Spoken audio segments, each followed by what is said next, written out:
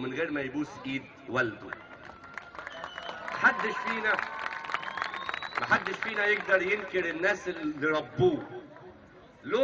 لولا والدتي رحمة الله عليها علمتني النحو وحفظتني القرآن الكريم وانا صغير، انا ما كنتش بقيت شاعر واقف وسطيكم النهارده.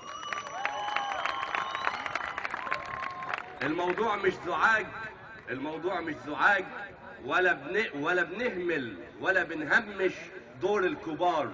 الكبار على دماغنا.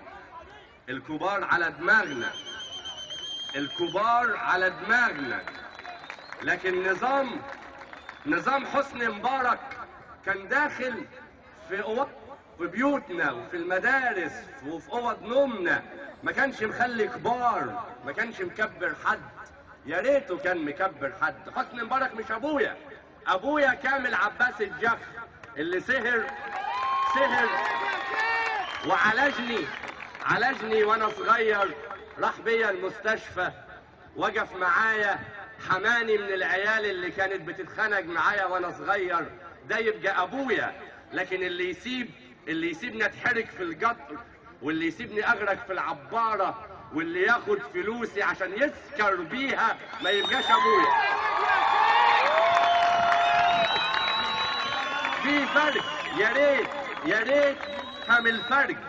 ريت نفهم الفرق ما بين الشباب انه يتمرد على النظام الحاكم الفاسد، وبين الشباب انه يتمرد على الكبار. لا، الكبار كبار والدينا نبوس ايديهم. لكن الانظمة فاسدة. النظام كان فاسد. انا كان نفسي امسك حسني مبارك ارجع جوه بقه، اتجاية جوه بقه، عشان احسسه بالقرف اللي احنا كنا عايشينه،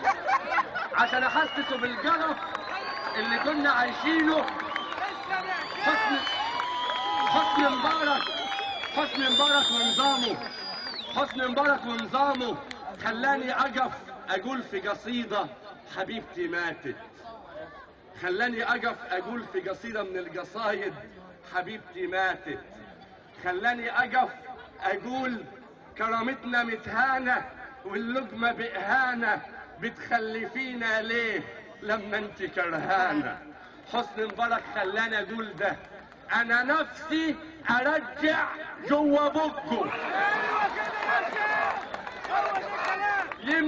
يمكن يدوق طعم القرف اللي احنا كنا عايشين فيه.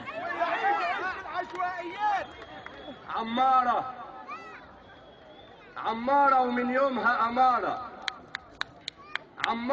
يومها أمارة ويشهد لها كل اللي جرى. نقول تاني، عمارة ومن يومها أمارة ويشهد لها كل اللي جرى. وهي بس الدنيا الدوارة دي اللي جابتنا شوية ورا، لكن بإيدينا حنبنيها ونفكر كل اللي نسيها. ما هو لسه اللي بنيها فيها، واسأل شوارعها وحواريها تحكي لك سيرة معطرة. الدفة لو مالت نعدلها بكتافنا. الدفة لو مالت نعدلها بكتافنا. اسمك في حناجرنا واغانينا وهتافنا. مصر اللي نقشت حجر وعلمتنا العدل. مصر اللي جيشها عبر. مصر اللي بنت السد. لا تعبنا يوم بالسفر ولا كل جدافنا. الدفة لو مالت نعدلها بكتافنا. ولا كنا نعرف ألف ولا كنا نعرف ب، ولا كنا نعرف ألف ولا كنا نعرف ب، ولا شفنا عمرنا نور غير لما قمرك جه. وفضلت رمز الامان والناس ما لاقياش وطن، وزرعتي جمح وغيطان وغلبتي كل المحن. اقف انتباه يا زمان، مصر الأبية اهي. برافو يا كنا استاذ. نعرف ألف ولا كنا نعرف ب.